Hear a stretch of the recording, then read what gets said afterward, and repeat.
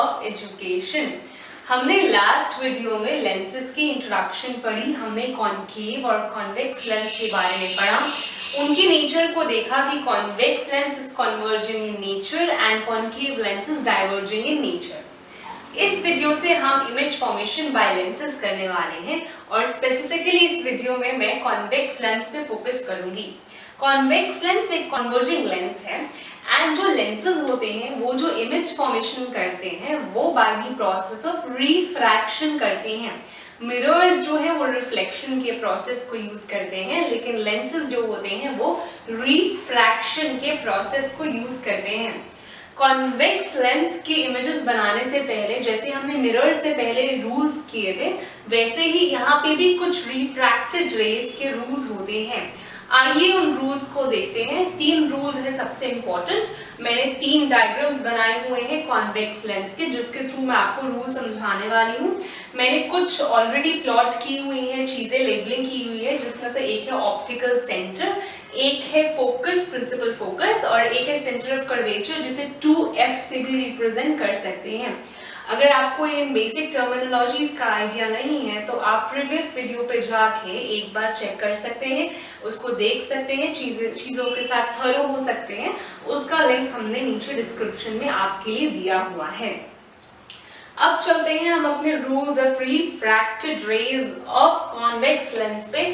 सबसे पहला रूल बहुत ही सिंपल है, जो हमने मिरर में भी ऐसा मिलता जुलता रूल किया हुआ है कि अगर कोई भी ray parallel to principal axis होगी, कोई भी ray parallel to principal axis होगी, तो हमें पता है वो प्रिंसिपल फोकस से पास होके निकलती है। इसमें दूसरी साइड के प्रिंसिपल फोकस से वो पास होके निकल जाएगी, दूसरे साइड के प्रिंसिपल फोकस से वो पास होके निकल जाएगी। तो पहला क्या रूल था हमारा, कोई भी रे अगर पैरेलल टू प्रिंसिपल एक्सिस होगी तो वो फोकस से पास होके निकल जाएगी। सेकेंड, अगर हम रूल की बात करें तो बहुत ही सिंपल सा रूल, मिरर्स में भी हमने ये रूल किया था कि अगर कोई भी रे प्रिंसिपल फोकस से निकल रही है, अगर कोई भी रे प्रिंसिपल फोकस से पास हो रही है तो वो दूसरी साइड से प्रिंसिपल एक्सिस के पैरेलल चली जाएगी, तो वो दूसरी साइड से प्रिंसिपल एक्सिस के पैरेलल चली जाएगी।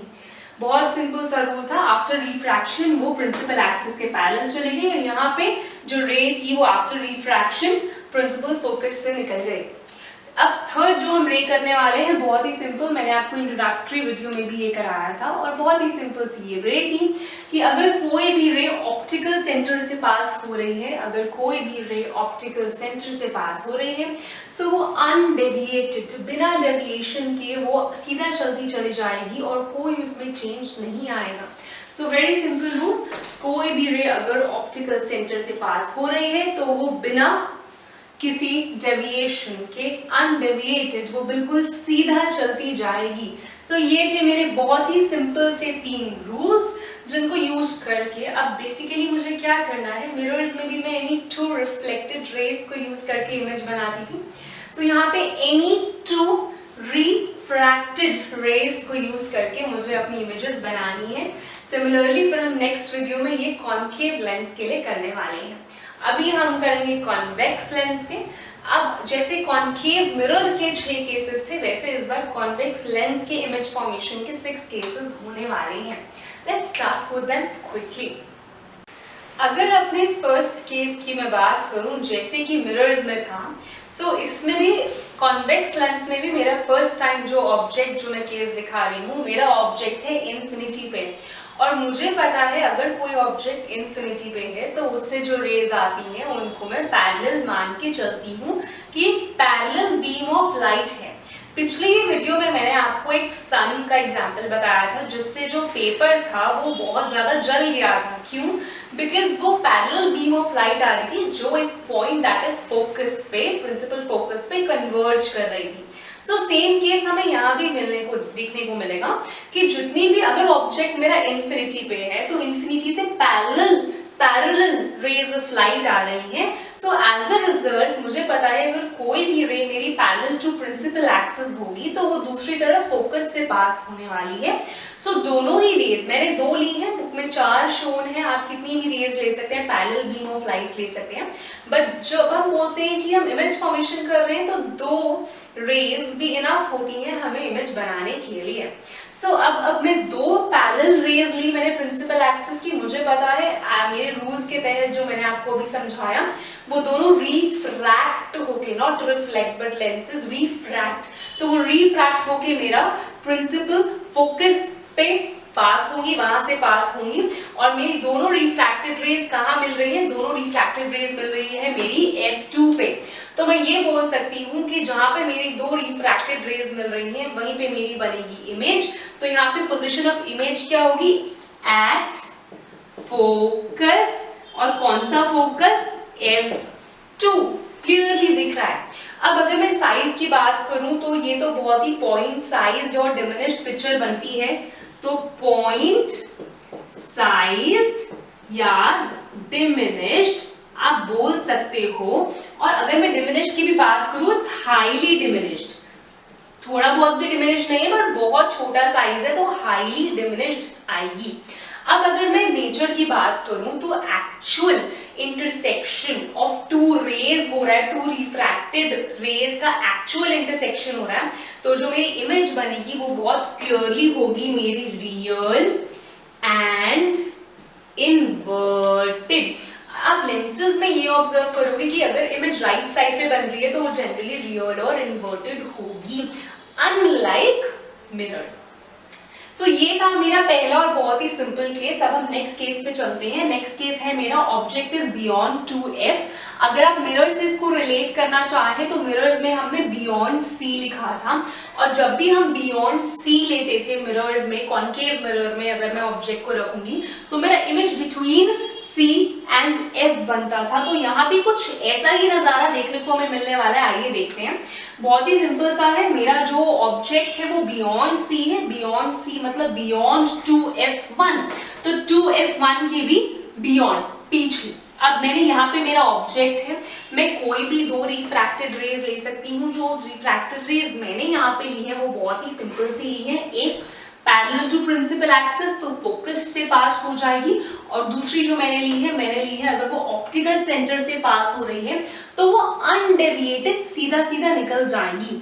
तो ये एक रिफ्रैक्टेड रे है, पैरेलल टू प्रिंसिपल एक्सिस में रिफ्रैक्ट होके फोकस से निकल गई। दूसरी मेरी ऑप्टिकल सेंटर से निकल रही है तो वो अनडेविएटेड बिल्कुल सीधा चली गई। तो ये 2 मेरी रिफ्रैक्टेड रेज हैं जो कि इस पॉइंट पे आके मिली जहां पे मैंने अपनी इन्वर्टेड इमेज बना दी। तो मैं क्या बोल सकती हूँ कहाँ पे मेरी इमेज बनी है? बहुत ही क्लियरली ये मेरा F2 है, ये मेरा 2F2 है। तो अगर मैं मिरर के टर्म्स में हम उसे बिटवीन C एंड F बोलते हैं तो यहाँ पे हो जाएगा वो between F2 and 2F2, F2 and 2F2। बहुत ही क्लियर। आगे चलते हैं। इसका साइज क्या है? साइज बहुत ज्यादा डिमिनिश तो नहीं है, बट हाँ कंपैरेटिवली ऑब्जेक्ट से तो छोटा ही है। तो साइज मेरा यहाँ पे होगा डिमिनिश्ड। क्या होगा? साइज होगा मेरा डिमिनिश्ड, और क्लियरली दिख रहा है इन्वर्टेड है, actual intersection of refracted rays से बनी है। तो नेचर मेरा होगा रियल एंड इन्वर्टेड। तो ये थे हमारे 2 केसेस जो हमने अभी पढ़े, बहुत सिंपल से। आइए चलते हैं अपने अगले 2 केसेस में। कोई भी डाउट हो तो उसको उसी टाइम रिवाइंड करके देख लीजिएगा।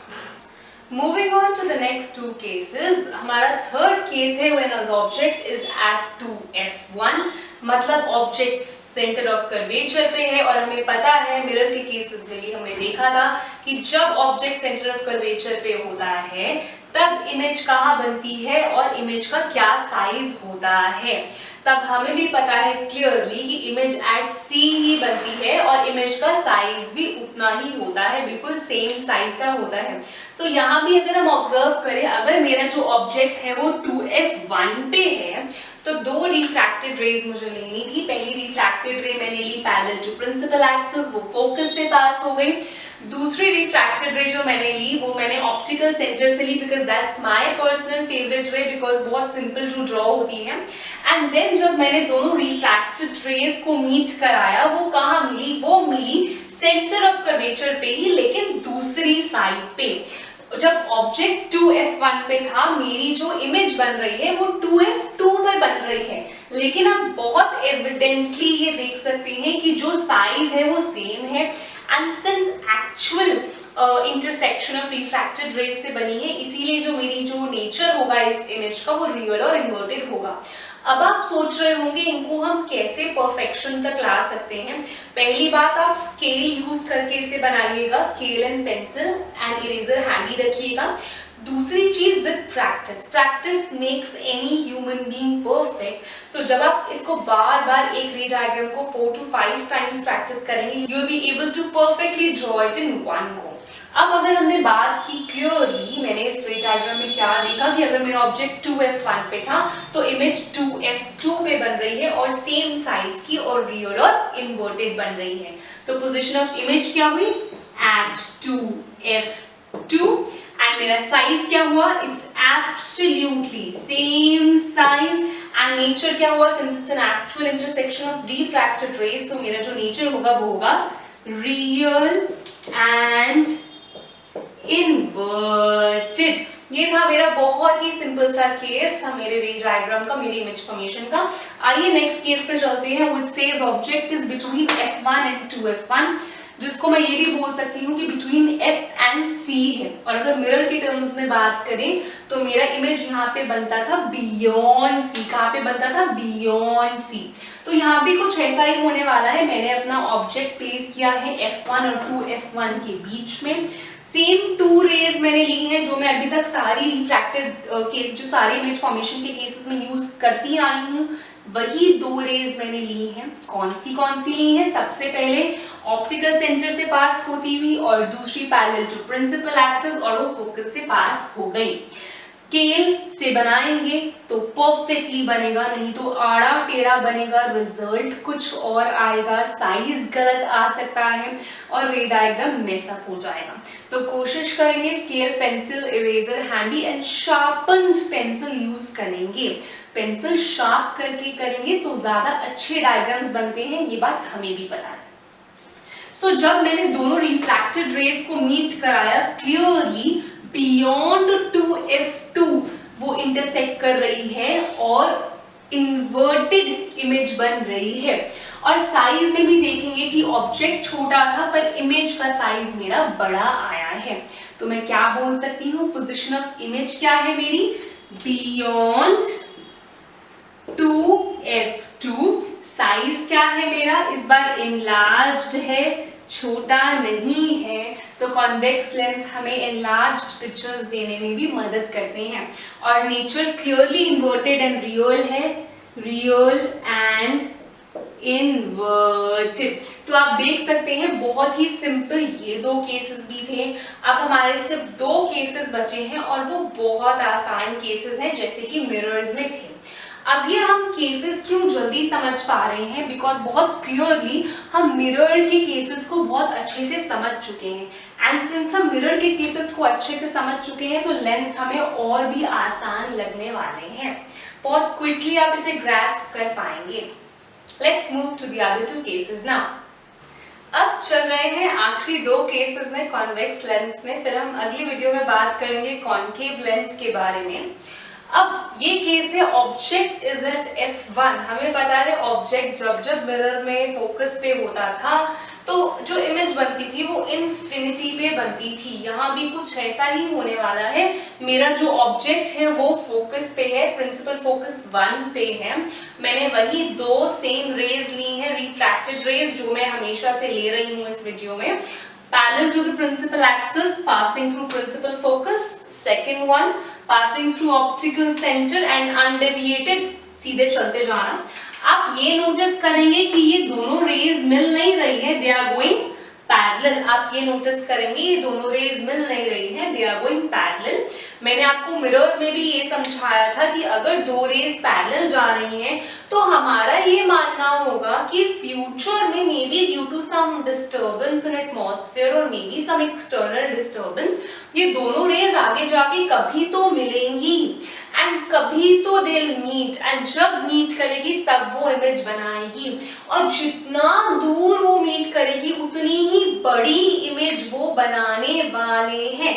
तो इसीलिए हम बोलते हैं कि जो इमेज बनेगी वी डू नॉट नो वो कब मिलेगी, इसलिए वी से वो एट इन्फिनिटी बनेगी, इमेज बनेगी एट इन्फिनिटी एंड साइज उसका हाईली एनलार्ज्ड होने वाला है बिकॉज जितनी दूर मिलेगी उतनी ही लंबी उतनी बड़ी उसकी इमेज बनेगी in comparison to the object. तो साइज भी उसका हाईली एनलार्ज्ड होने वाला है एंड नेचर सिंस वो actual intersection of refracted rays से बनेगी तो उसका जो नेचर होगा वो भी रियल एंड इन्वर्टेड ही होगा।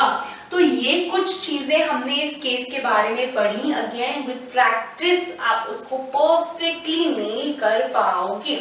आगे चलते हैं हम अपने अगले इमेज फॉर्मेशन पे which is when object is between F1 and O। याद होगा मिरर के केस में भी देखा था कि जब पोल और फोकस के बीच में ऑब्जेक्ट था तो जो इमेज बनी थी वो वर्चुअल और इरेक्ट बनी थी कॉनकेव मिरर में। तो यहाँ भी कुछ ऐसा केस होगा बिकॉज जो रिफ्रैक्टेड रेज होंगी वो इतनी डाइवर्ज कर जाएंगी, वो इतनी दूर चली जाएंगी कि हम उम्मीद छोड़ देंगे कि वो कभी एक्चुअल में मिलेगी, तो हम उसे खुद मीट कराएंगे।